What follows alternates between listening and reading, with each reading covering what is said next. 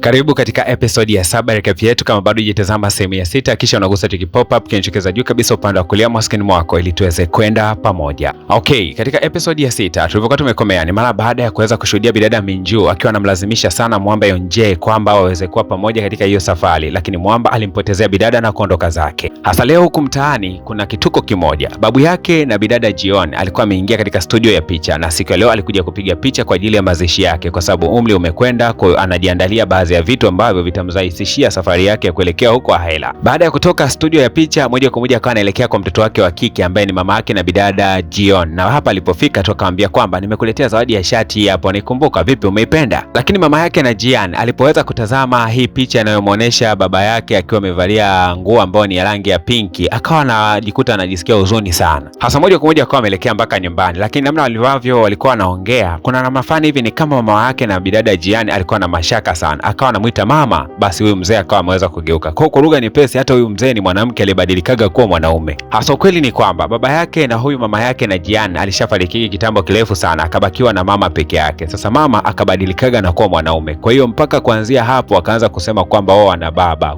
ila kiufupi ni kwamba baba hayupo ila yuko mama. Hasa mama yake na bidada Jian akasema kwamba vipi mama, ungetamani kwamba wakati wa kifo chako angalau uweze kubadilika kuwa mwanamke? Mzee huyu akasema hakika kabisa, natamani ningerudi kuwa mwanamke ndio niweze kufariki. Na wao wakizani kwamba haya mazungumzo wanayoyafanya ni asiri, kumbe Jion alikuwa yupo katika maeneo haya na alikuwa akiweza kutazama. Alijuaga kwamba yeye ana babu, kumbe ana bibi aliyebadilikaga kuwa mwanaume. Na mbaya zaidi ni kwamba Jion alipoweza kushuhudia tukio hili akakata tamaa kabisa, kwa sababu babu yake alibadilikaga kutokea mwanamke kuja mwanaume kwa kipindi cha miaka 30 mpaka dakika hii. Akaona na yeye kuja kubadilika kuwa mwanamke basi asahau kabisa katika maisha yake, isipokuwa akubali tu kuishi kama mwanaume. Bidada aliondoka pale kwa masikitiko makubwa, alikuwa akilia njia nzima mpaka miguu ilikosa nguvu, akiwa anaamini kwamba hataweza kubadilika tena kuwa mwanamke, kwa sababu kama bibi yake ameweza kubadilika kuwa mwanaume na hajawahi kurudi kuwa mwanamke, basi yeye asahau kabisa. Hasa jamaa ameishiwa nguvu kabisa. Sasa akiwa ameketi kando kidogo hivi ya jengo, basi bidada Minju alikuwa anarejea, na kwa sababu anaishi katika jengo moja akamsaidia jamaa kumleta ndani, lakini alipokuwa anamlaza jamaa akawa anasema sitaki kuishi kama hivi, na tena alikuwa amemshikilia bidada Minju mkono wake. Basi bidada Minju anajikuta mpaka anapata usingizi, Mwamba amemshikilia tu, ikabidi naye kujilaza hapo hapo kando. Sasa kesho yake alfajiri bana, Mwamba Yonje anakuja hapa nyumbani. Sasa anakuta bidada Minju ameweza kulala na jamaa. Sasa bidada Minju anafungua tu macho yake, anajigundua kwamba alikuwa amelala hapa na jamaa. Moja kwa moja akaanza kumlamba jamaa kibao kwa kusema kwamba wewe, kwa nini umelala na mimi hapa? Basi naye jamaa akawa anamlamba kibao na kumwambia kwamba mimi nimelala na wewe, wewe ndio umelala na mimi. Basi kakaibuka kwa ugomvi fulani hivi, na lengo la bidada ni kuhakikisha kwamba hawezi kumchafua jamaa moyo wake, amini kwamba hapa huenda wana mahusiano, kwa sababu naye anampenda huyu jamaa, kwa hiyo hataki sifa yake ionekane mbaya. Hasa huku upande wa pili bidada Yonje leo amemuita Mwamba Meniang na akaanza kuzungumza naye, wanapiga story, lakini Mwamba akawa anamsoma tu bidada, isije kaa kale kakisi ambako nimempiga juzi kameanza kumvutia. Sasa Mwamba ikabidi kumchukua bidada na kuanza kumfanyisha mazoezi. Kiuhalisia bidada hapendi mazoezi kuliko kitu chochote duniani. Baada ya kukimbia kidogo tu akawa amechoka. Mwamba akawa anamwambia mazoezi ni muhimu, anafanya mazoezi basi kadri bidada anavyozidi kuhamasishwa kidogo ikawa inampa furaha hivi, akajikuta naye ameanza kukimbia, anafanya mazoezi kinamna fulani hivi, ikawa imemtia nguvu sana kuweza kufanya mazoezi na huyu jamaa ambaye anafahamika kama Meniang. Sasa bana, dada yake na bidada Jion anayefahamika kama Jia alikuwa siku ya leo anafanyia katika jengo fulani hivi la kuweza kuwakutanisha watu ambao wanapendana. Sasa alikutana na bidada Junja, na Junja alikuwa anakuja kutafuta mwanaume siku ya leo hapa. Sasa bidada Junja akaanza kufunguka aina ipi ya mwanaume ambaye anamtaka. Anataka wanaume ambao wana ukwasi wa kutosha, ni pesa iliyonyoka vizuri, na akamwambia bidada kama mwanaume atajitokeza wa design hiyo na anatafuta mchumba basi asisite kumshtua. Lakini dada yake huyu bidada Jion akawa anacheka sana akisema kwamba ndakuhangaikia jambo hilo. Bidada Junja akasema kwamba kuna mwanaume mmoja maskini tu nimetokea kumpenda, lakini naona kwamba hana mwelekeo kabisa. Vipi lakini wewe una mpenzi kwani? Lakini bidada akasema hapana, mimi bado niko single bana. Mwanaume wangu wa kwanza kukutana naye katika maisha alikopoge ni yule ambaye nilikutana naye baada ya kumaliza elimu ya msingi tu. Baada ya hapo sijawahi kukutana na mwanaume mwingine yeyote yule katika maisha yangu. Basi bidada Jinja akamwambia kwamba basi mimi kama utakuja kukutana na mwanaume mwingine na kama utapanga kuweza kuoana naye basi mimi ndagharamia gharama zote.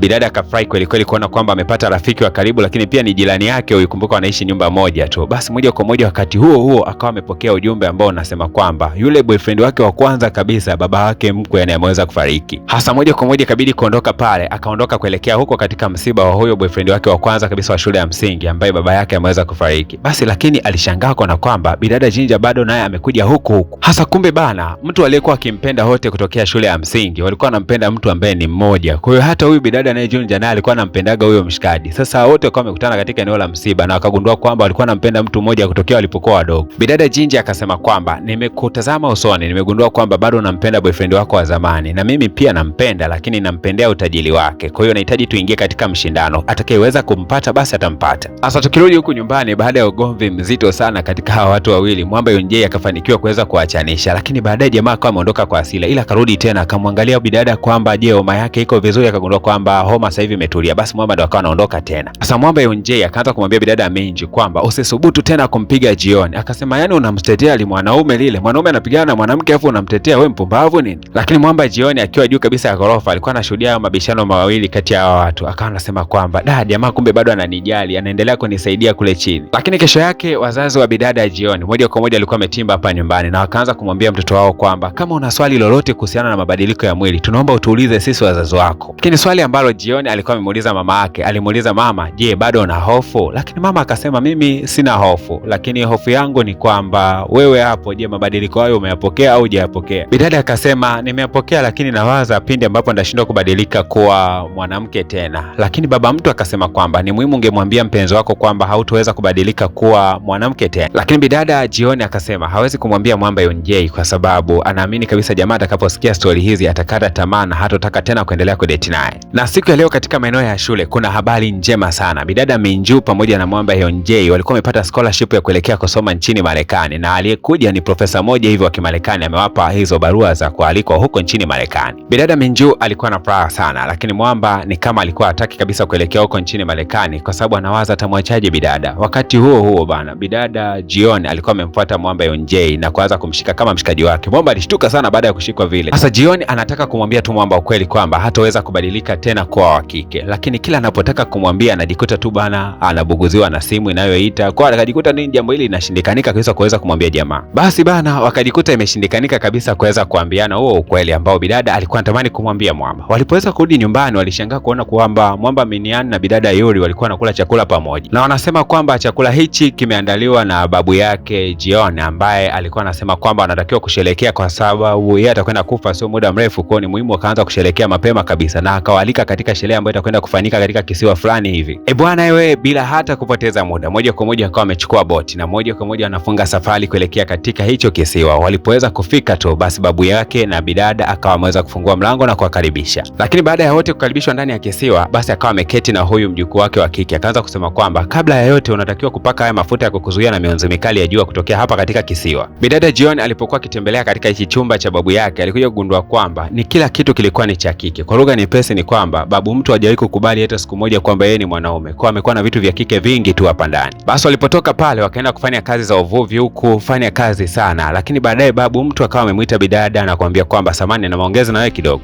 una swali lolote ungetamani kuniuliza? Basi bidada Jioni akasema kwamba nataka nijue mume wako alikuwaje kwaje, alikuwa ni mtu wa namna gani? Kwa lugha nyepesi anataka kujua hatima yake kati yake yeye na Mwamba Yonjay, kwa sababu kama huyu bibi yake ameweza kubadilika kuwa mwanaume kwa kitambo kirefu, je, alishije na familia yake? Bibi akaanza kusema kwamba nilikuwa na mume mkalimu, mpole, mstaarabu. Alipofahamu kwamba siku moja nimebadilika na kuwa mwanaume, basi kitu cha kwanza alitaka kujua kwanza kwa nini nimeweza kubadilika, na nilipoweza kumwambia juu ya historia yangu, yeye alijifunza namna ya kuweza kuishi na mimi katika hali nilionayo. Lakini kitu pekee ambacho mimi nilikifanya kwa mpenzi wangu, nilimwambia ukweli na nilimwambia juu ya historia ya familia yetu, na nilimwambia kabisa kwamba kuna uwezekano mkubwa nisiweze kubadilika tena kuwa mwanamke. Kwa hiyo na wewe mjukuu wangu, ninakusii kama una mpenzi basi unatakiwa kumshirikisha kila kitu ulicho nacho. Tofauti ya kwangu mimi na wewe ni kwamba mimi hapa nilibadilika baada ya kujifungua mtoto wangu wa kike ambaye ndo mama yako, lakini wewe mwanangu umebadilika ikiwa hata mtoto mmoja hauna. Sasa nawaza sijui itakuwaje katika mahusiano yako, lakini una nafasi ya kumwambia Mwamba ukweli wote. Lakini Mwamba Yonjay wakati anatembea katika mitaa hii, ghafla tu akakutana na babu yake bidada Jion. Basi babu yake akasema kwamba je, umekuja kunitafuta mimi? Basi jamaa akatoa kwanza heshima kwanza, shikamoo baba mkuu, naahidi kumpenda sana mjukuu wako, naahidi kumpenda katika siku zote za maisha yangu, na kuambia kabisa mzee nitakwenda kumpenda sana mwanao. Sasa mzee alipokuwa akimtazama huyu akajua kisa huyu ni kijana mwema. Lakini wakati huo huo Mwamba alikuwa ametimba hapo bidada Jion, na alipofika tu akaanza kusema kwamba huyu unayemuita babu sio babu, huyu ni bibi yangu. Alikuwaga mwanamke lakini iko siku moja akabadilika na akawa mwanaume, na ameishi ameishi katika hali hiyo kwa kipindi kirefu sana, mpaka sasa ni miaka kama 30. Kiufupi ni kwamba yeye kubadilika kuwa mwanamke tena imekuwa ni ngumu, na rahisi kabisa hali hiyo itanipotokea na mimi pia. Akimwomba Yonjay akasema kwamba kitu cha msingi na cha kuzingatia ni wakati huu tulionao, tutumanie wakati huu tulionao, wakati ujao kuja huenda Mungu mwenyewe atapanga. Basi moja kwa moja akamshika mwamba Jeon na kuondoka naye katika lile eneo, lakini walipoweza kufika katika maeneo fulani hivi ya uvuvi wa samaki, bidada Minjo alikuwa ameweza kung'atwa na samaki. Akaanza kumwambia mwamba Yonjay, tafadhali naomba unipeleke sehemu tulivu zaidi ili niweze kutulia kwa sababu najihisi maumivu. Basi walipoweza kufika katika eneo hili, bidada Minju akamfungukia mwamba Yonjay kwamba anampenda sana na anatamani waanzishe ukurasa mpya wa mahusiano. Sasa swali ni moja, mwamba atajibu nini? Mwamba ataongea nini ikiwa huyu ndio mwanamke ambaye anafaa zaidi kwake, kwa sababu inatakiwa aje kuanzisha familia siku za mbeleni.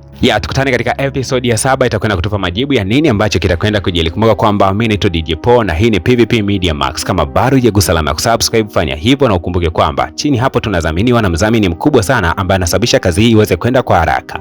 Jambo la msingi la kuzingatia ni kuhakikisha kwamba unagusa alama ya kusubscribe, kisha unashuka katika channel ya mdhamini. Hapo unagusa na alama ya kusubscribe ili aendelee kutudhamini na picha hizi ziendelee kutoka kwa kasi zaidi, ikiwezekana tufike mpaka finali siku ya leo.